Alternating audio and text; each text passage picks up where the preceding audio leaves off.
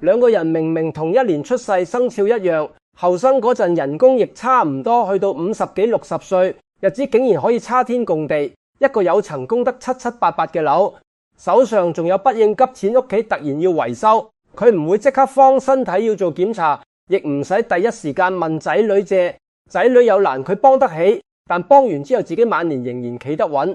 另一個捱咗幾十年，返工冇遲到，屋企冇少理，平時買件衫都要諗幾次，偏偏錢一入戶口，唔係親戚話周轉，個仔話買樓，就係自己一時心急，將一大筆錢擺入一件根本未睇清楚嘅事。去到真正退休，身邊個個都幫過，真正輪到自己要用錢，先發現手上冇乜選擇。好多人會問，既然生肖一樣，點解命可以差咁遠？因為生肖只係出生年份其中一個符號，真正影響一個人點揾錢、點使錢、點處理人情，同埋去到晚年最容易喺邊個位置失手，出生季節所形成嘅性情同樣有好大關係。春天出世，最大本事係有人緣有路行，但最怕一句大家自己人講完條界線就冇咗夏天出世。膽識同行動力都強，但最怕人哋話機會得一次，未睇完條款已經拍板秋天出世。表面最識慳最識計，但有一種錢越唔捨得使，最後反而俾得更多冬天出世先最反常識。平時睇落最慳最識留後路，偏偏晚年最容易靜靜替仔女交卡數、補供款、填窿，填到連枕邊人都唔知你係春生、夏生、秋生定係冬生。可以先喺留言區留低自己嘅出生季節，唔使急住判斷準唔準。聽到最後再睇下今日講嘅4個漏財口，邊一個最似你，又或者最似你屋企嗰個人。假如你希望自己幫得起家人，同時守得住晚年，可以先留低4個字：守財有道。呢4個字唔係叫你對人冇情，係提醒自己有能力幫人係福，有智慧知道幫到邊度要停，先守得住份福。命理所講嘅春夏秋冬唔係直接用辛龍1月至3月當春天，4月至6月當夏天。由立春到立夏之前大致屬於春季，由立夏到立秋之前大致屬於夏季，由立秋到立冬之前大致屬於秋季，由立冬到下一個立春之前大致屬於冬季。假如你啱啱喺節氣交界出世，前後只差幾個鐘，就要按實際出生年份同時間先分得準。但今日唔係上八字堂，你只需要記住一句：生肖似一棵樹嘅品種，出生季節就似棵樹落地嗰陣嘅天氣。同一個品種生喺春雨烈日、秋風同寒冬，根點生枝點身，遇到風浪點反應，自然唔會一模一樣。春天木氣旺，重生長，人情同連結；夏天火氣旺，重行動、速度同表現；秋天金氣旺，重規矩、取捨同界線；冬天水氣旺，重感受、記憶同預留後路。每一季都有自己嘅財路，亦有自己最容易失手嗰道門。第一種，春天出世，春生人通常幾好相處，你未必係全場最識講嗰個，但人哋同你講心事，多數唔會覺得你敷衍。朋友有事揾你，你唔會第一句就話唔關我事。屋企人遇到困難，你嘴上可能會鬧兩句，但最後真正出時間出心力嗰個，往往又係你工作上面。春生人好多時靠人緣合作、介紹同口碑慢慢打開條路。以前嘅同事有機會會諗起你，舊客有生意會再揾你。你冇心幫過一個人，隔幾年對方反過嚟拉你一把。呢份人緣就係春生人最值錢嘅無形資產。所以春生人唔係冇財運，相反，好多春生人後生未必一下子發圍，但做耐咗，人脈越來越厚，機會會由四面八方慢慢埋身。可惜財由人脈入，錢亦最容易由人情走。春生人最常講一句：幫得就幫啦。朋友做生意差少少周轉，幫得就幫兄弟姊妹屋企有事，幫得就幫仔女買樓差一筆首期。自己得1、2個仔女，點可以唔幫？每一次聽落都合理，每一次都唔似會傷筋動骨。但春生人最大問題係從來冇將幫人嘅上限講出口。第一次對方會好多謝你，第二次對方會覺得你仲有能力，第三次對方可能會反問：以前都幫，點解今次唔幫？人情最危險嘅地方就係一份自願幫忙，慢慢變成別人心目中理所。當然有位春天出世嘅女士，後生做文職，人工唔算高，但兩公婆一直好慳，40幾歲已經儲到一筆錢。個仔結婚想買樓，差一截首期。做媽媽嘅心諗自己得一個仔，今日幫佢上車，將來兩公婆老咗，個仔自然會照顧翻佢哋。於是攞咗第一筆，過咗2年，細佬做生意遇到周轉問題，話只要頂過幾個月就冇事。由細玩到大嘅親人開口，佢點講得出唔得？於是又攞第二筆之後，有親戚要做手術，其他兄弟姊妹個個都話手緊。佢見對方急成咁心又軟，再俾一筆。每次拎錢出去，佢都同自己講，仲有時間取翻。但人過咗50，收入精緻慢咗，身體開支開始多，父母又要照顧，重新取錢嘅速度根本冇後生時咁快。去到退休前，佢先發現自己幫過嘅人唔少，但每一筆都冇講清楚係送係借定係共同投資。問個仔，個仔話一直以為係父母幫佢置業，唔需要還。問細佬，細佬話生意仲未完全翻身，親戚醫療嗰筆錢更加從來冇人當過係借款。佢最難受嘅唔係人哋冇即刻還錢，係真正輪到自己要做身體檢查，先發現冇一筆可以即刻翻到手。春生人晚年最怕嘅唔係冇收入，係將自己嘅流動資金一次又一次變成別人嘅長期問題。所以春生人幫人之前一定要問3句：呢一筆錢係送定係借？如果係借，幾時開始還？如果1蚊都收唔返，會唔會影響自己醫療住屋同基本生活？好多春生人怕問得太清楚會傷感情，但真正傷感情嘅唔係開始講清楚，係你嘴上話冇所謂，心裏面一路記住，等到有一日頂唔順，就將10年前、20年前所有賬一次過翻晒出嚟。春生人最好為人情支出定一條線，每年最多可以攞幾多錢幫親友，事先分開，額度未用完，能力範圍內可以幫額度用完，就唔好再拆醫療錢、退休錢同生活錢。你可以同對方揾其他方法，但唔可以再用自己晚年做代價。春生人要記住幫人有上限，先唔會幫到最後2個人一齊沉。春生人賺錢靠人脈，漏財在人情。第二種夏天出世問題完全相反，下生人未必會有位親戚喊2聲就即刻拎錢。佢哋最危險嘅地方係做決定太快，人哋仲睇緊資料，佢已經問幾時落訂，人哋話比較多2間，佢覺得機會唔等人，人哋勸佢瞓1晚先，佢反而覺得對方冇膽。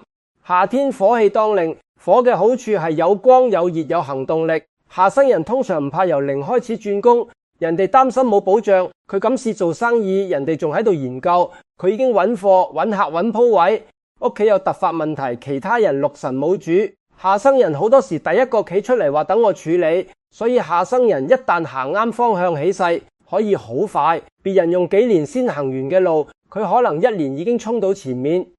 但火一旺過頭就會燒得太急。下生人最容易將快當成準，覺得自己反應快就唔使再問，覺得自己見過世面就唔會俾人呃，覺得以前試過幾次成功，今次都一定處理得到。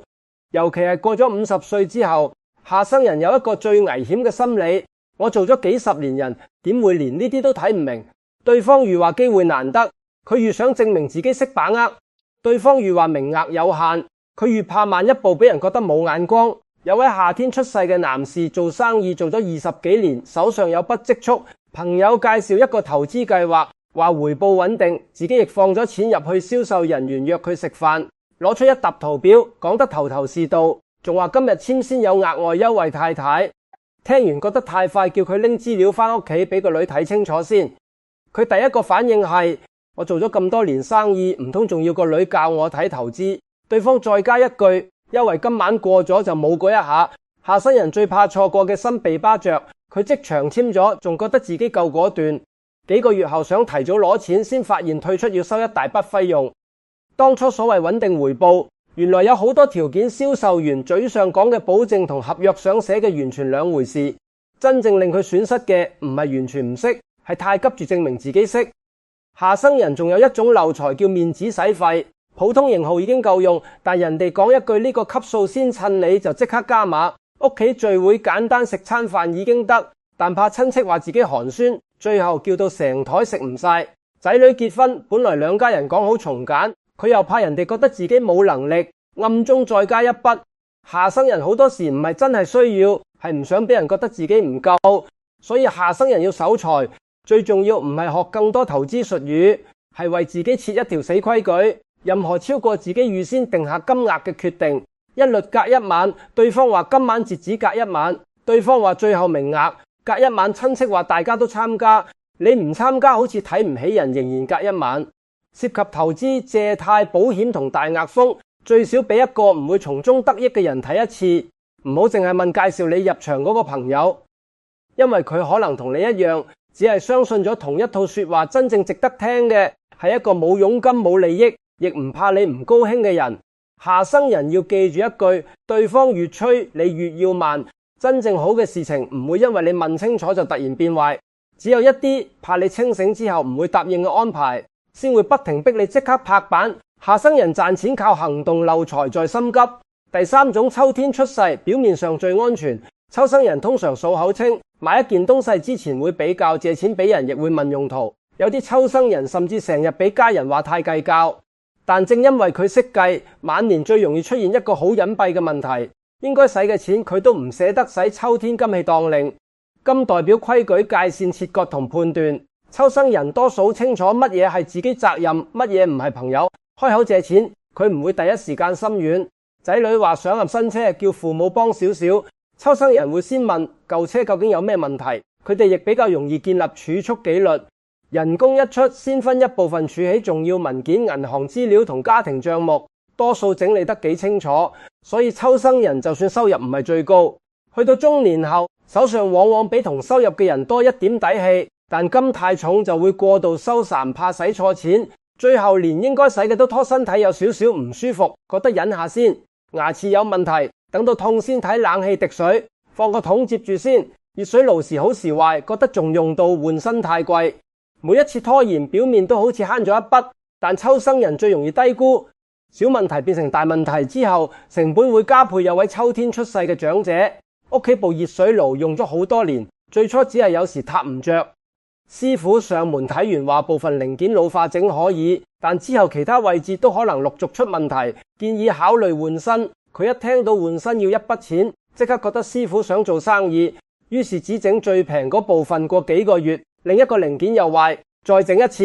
第二年冬天部機突然完全唔喐，仲要急住揾人上門，前後維修幾次，再加緊急服務費，已經接近一部新機價錢，最後仍然要換。佢唔係冇錢，亦唔係唔識計，係每次只計眼前嗰筆，冇計拖落去嘅總成本。秋生人最容易喺健康同家居安全上將守財變成拖延。眼鏡度數唔啱仍然照用，聽力差咗怕花錢配合式設備浴室地下滑，明知應該加扶手，仍然覺得未必要。呢啲錢早啲使叫維護，拖到出事先使就叫補鑊。所以秋生人要將錢分成兩類，一類係唔可以亂喐嘅晚年保障，另一類係用嚟維持健康安全同獨立生活能力嘅必要開支。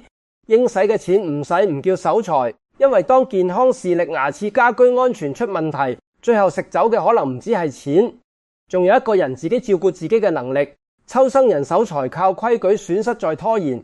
最後一種，冬天出世，先係全片最容易令人估唔到嗰類。冬生人平時未必會高調講自己有幾多錢，屋企人問佢多數話冇乜使就算，但真正有急事，冬生人好多時拎得出一筆應急錢。冬天水氣當令，水代表感受、記憶、隱藏同適應。冬生人通常心思細，亦好快察覺身邊人情緒。個仔返屋企講一句冇事，冬生媽媽已經知道佢有嘢瞓住。伴侶面色有少少唔同，佢就知道對方今日有心事。朋友開口之前，佢甚至已經估到對方想求乜。呢種敏感令冬生人好識照顧人。環境一變，佢亦識得調醒。收入少咗就立即收緊開支，市場唔好就會為自己留後路。表面上冬生人似係最難漏財嗰類，但佢最大風險唔係自己亂使，係秘密補貼。個仔信用卡還唔到，叫佢唔好俾爸爸知。個女婚姻有問題，需要一筆錢過渡，叫佢暫時唔好問太多。親人投資失手，話只要補今次就可以翻身。冬生人未必會當場答應，佢會先話等我諗下。但翻到屋企成晚瞓唔着。如果我唔幫，個仔會唔會出事？如果我拒絕，個女會唔會覺得我唔愛佢？如果同伴侶商量，伴侶一定反對，到時屋企更加亂。所以最後佢會選擇自己靜靜處理。有位冬天出世嘅夏後耀，個仔做小生意，第一次話差幾萬蚊周轉，如果唔補，公司就會錯過一張大單。媽媽幫咗，仲叫個仔唔好俾爸爸知道，怕爸爸鬧過幾個月。個仔又話租金差一筆，媽媽再幫。第三次係信用卡還唔到最低還款，個仔話只要過咗今次之後一定重新安排，每一次都係最後一次，但最後一次永遠有下一次。媽媽最初只係由自己零用錢出，之後動用定期，再之後連兩公婆原本預留做醫療同家居維修嘅錢都喐埋。爸爸一直唔知，直到有次需要安排身體檢查，先發現戶口少咗一大截。最傷嘅唔止係錢，係夫妻之間幾十年嘅信任。爸爸嬲嘅唔係老婆幫個仔係咁大件事，自己竟然係最後一個知。媽媽就覺得自己夾喺中間，幫個仔又俾人鬧，唔幫又過唔到自己個心。但真正問題係佢將個仔應該面對嘅財務問題變成自己一個人嘅秘密。東生人最容易講一句，唔好俾其他人知，我幫你今次，但一件需要保密先可以繼續做嘅金錢安排，往往已經係警號。你怕伴侶知道，可能因為你自己都知道呢筆錢會影響共同生活。你怕其他仔女知道，可能因為你知道自己對其中一個人已經失去界線。你怕對方難堪，所以唔問清楚，但最後真正承受後果嘅係你同屋企其他人。東生人真正要防嘅唔係自己大事，係太擅長將別人嘅問題收埋，最後變成自己一個人孭。幫仔女唔代表要犧牲自己，拒絕一個無底洞亦唔代表冇親情。有時你不停填窿，反而令對方永遠唔需要面對自己嘅收入、支出同責任。第一次幫可能係救急，第二次再出現要開始問原因，第三次仍然係同一個問題，就已經唔係一次困難，而係一個長期模式。東生人幫家人之前要守3條線。第一，唔好秘密俾大額金錢，涉及共同退休資產、醫療預算同家庭儲備，一定要同伴侶或者可信任家人講清楚。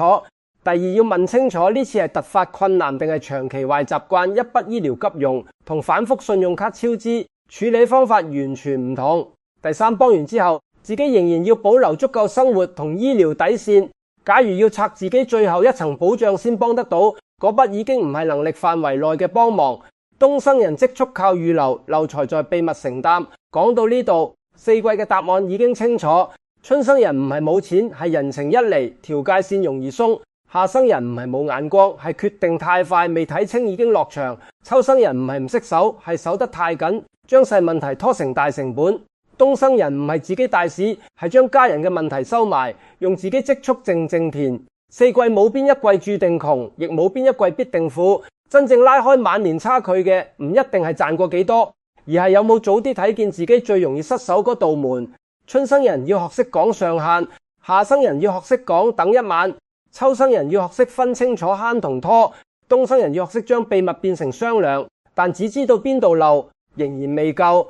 因為好多家庭出問題唔係完全冇守財概念，而係所有錢都擺埋一齊，生活費喺同一個戶口，仔女開口由同一個戶口拎，醫療費由同一個戶口出，突然見到一個機會，亦由同一個戶口喐。當所有錢都冇用途身份，任何人一開口都可以打亂你整個晚年安排。所以4季出世都要為自己設3道錢門。第一道係生活錢，用嚟交日常費用、買餸、交通、家用同正常藥物開支。每個月有一個大概範圍生活錢可以使，但要知道使咗去邊，唔好將所有長期儲備都放喺日常扣款戶口，否則每次轉賬、碌卡同自動繳費都會令你越來越難睇清真正剩低幾多。第二道係家庭支援錢，專門處理仔女、親友禮金同臨時幫忙。春生同東生尤其要設呢道門，因為你哋最大問題唔係完全唔識慳，係每次有人開口都由最重要嘅儲備入面拎。當支援錢獨立咗，你會清楚今年已經幫過幾多，額度仲有，可以量力而為。額度用完就用其他方式幫，可以陪對方整理支出，可以揾正式資源，可以研究分期同還款方法，但唔再每次直接拆自己晚年錢。第三道先最重要，晚年底線錢，用嚟應付醫療長期照顧、緊急家居維修同自己最基本生活，唔用嚟替人投資，唔用嚟做擔保，唔用嚟補信用卡，唔用嚟買面子，亦唔好因為有人講只係借幾個月就隨便拆走。夏生人要防心急喐用，春生人要防人情喐用，東生人要防秘密幫仔女喐用，秋生人則要明白真正出現健康同安全需要時，呢筆錢本身就係預留俾你合理使用，唔好有需要仍然死守。所謂3道錢門唔一定要開，3間銀行整到好複雜，可以用不同戶口，亦可以用清楚記錄分開用途。最重要係自己心入面知道邊筆可以使，邊筆可以幫，邊筆任何人開口都唔可以亂喐。晚年真正有底氣，唔係戶口數字有幾靚，係每一筆錢都有清楚用途。任何人突然開口，你都唔會因為心軟、心急、怕浪費或者怕人失望，將自己最後條底線拆走。仲有一件事，四季出世都要小心替人擔保同借名。春生人會因為人情答應，夏生人會覺得自己睇得明、控制得到，秋生人可能因為條款表面清楚而放低戒心，冬生人就會因為唔想屋企人知道私下幫忙。但簽名唔係一個人情動作，係一份責任。對方還唔到，責任可以落喺你身上。對方話一定冇事，唔代表風險消失。真正對你有心嘅人唔會用親情逼你將晚年供落一份你控制唔到嘅債務。你可以幫人揾資料，可以陪佢見合適人士，可以按自己能力提供有限資源，但涉及擔保、借名買樓、借戶口、代收來歷不明嘅錢，千祈唔好單靠一句大家自己人就答應。一家人更加應該講清楚，因為一旦出問題，受影響嘅唔止係仲有伴侶，其他仔女同你未來10幾20年生活。而家再快速對一次春天出世，賺錢靠人脈，漏財在人情。有人開口之前，先睇今年幫人額度仲有幾多。夏天出世賺錢靠行動，漏財在心急。任何大決定最少隔一晚秋天出世守財，靠規矩，損失在拖延健康安全同必要維護。唔好慳到最後俾更多冬天出世。積蓄靠預留漏財，在秘密承擔。涉及大額支援唔好收埋，先同屋企人商量。你可能會發現自己明明春生亦有夏生人衝動嘅一面，或者你係冬生，但條數好似秋生人咁清楚。呢個好正常，因為一個人完整命格唔可能只靠季節定晒。今日用4季去講，唔係替你判一世命，係俾你一面鏡，睇清楚自己喺金錢、人情同晚年安排上最容易出現邊種盲點。真正有用嘅命理，唔係聽完一句天生有錢命就乜都唔使做，亦唔係聽到自己容易漏財就認定一世翻唔到身，係知道自己邊度易失手就提早加一道門。春生人加人情界線，夏生人加冷靜時間，秋生人加必要開支，冬生人加家庭透明度命格，俾你一種起點。但每一次決定仍然係你自己落手。你係春生、夏生、秋生定冬生？今日講嘅4種情況，邊一種最似你？係明知能力有限，親友一開口仍然唔識拒絕，係一見到機會就怕錯過，決定做得太快，係應該使嘅錢都唔捨得，拖到問題變大，定係成日分住伴侶，靜靜替仔女填窿？可以喺留言區留低自己嘅出生季節，再講一個最想改嘅習慣，唔需要公開任何金額，只需要俾自己一個清楚提醒。假如你希望由今日開始守住積蓄，守住界線，幫家人之餘，亦唔再犧牲自己晚年，可以留低4個字：守財有道。呢4個字唔係叫你變成一個只認錢唔認人嘅人，係提醒自己真正有智慧嘅幫忙，唔會將2個人一齊拖落水。真正穩陣嘅決定唔怕隔一晚先答，真正必要嘅開支唔應該因為怕使錢而拖到更貴。真正愛仔女，亦唔係每次都替佢哋承擔結果。一個人真正有福，唔係從來冇人揾佢幫手，係有能力幫人，亦有智慧知道幫到邊度要停。春生人願你人情有溫度，亦有界線；夏生人願你行動有膽量，亦有冷靜；秋生人願你守得住積蓄，亦捨得照顧健康同生活；冬生人願你重感情，但唔再一個人收埋所有壓力。同一生肖可以有完全唔同嘅人生，同一季節出世，亦會因為一次次選擇行出完全唔同嘅晚年。命格俾你起點，習慣決定你每日點行，界線決定你最後守得住幾多。守財有道，晚年有底。